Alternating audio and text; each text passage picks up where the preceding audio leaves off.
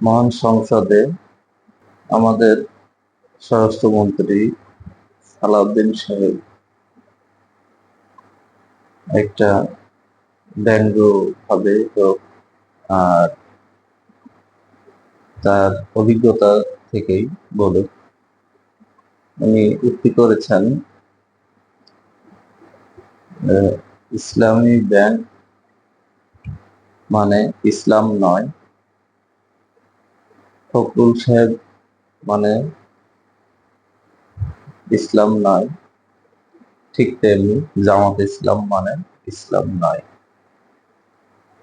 আমি স্বরাষ্ট্রমন্ত্রী মহোদয় সালাউদ্দিন সাহেবের এই কথার সাথে 100% একমত পোষণ করছি।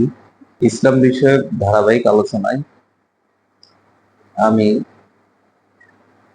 এটাই মানুষকে বোঝাইতে চেয়েছি যে আসলে কোনো ব্যক্তির নামের আগে ইসলাম বা প্রতিষ্ঠানের নামে ইসলাম জড়িত থাকা মানেই ইসলাম নয়।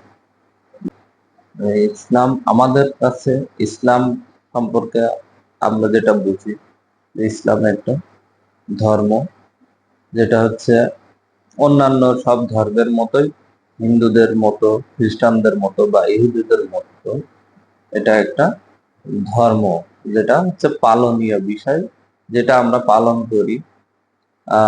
নামাজ, রোজা, হজ, যাকাত, এভাবে আমরা ইসলামটাকে পালন করি এবং এভাবে আমরা ইসলামটাকে মানি বা মানার চেষ্টা করি। এখন আমার প্রশ্ন, ইসলাম কি আসলেই এইটুকু, বা ইসলাম কি শুধু পালনীয় ধর্ম নাকি আরো কিছু আছে?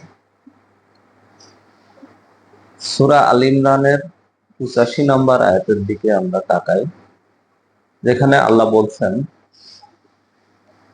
ইসলাম ব্যতীত অন্য কোন দিন আল্লাহর কাছে মনোনীত হবে না বা গৃহীত হবে না।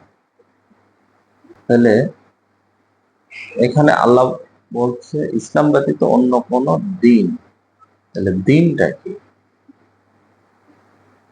দিন সম্পর্কে আমার যতটুকু জ্ঞান আছে বা আপনারা দেখতে পাবেন, দিন অর্থ হচ্ছে একটা ব্যবস্থাপনা বা ম্যানেজমেন্ট বা সিস্টেম।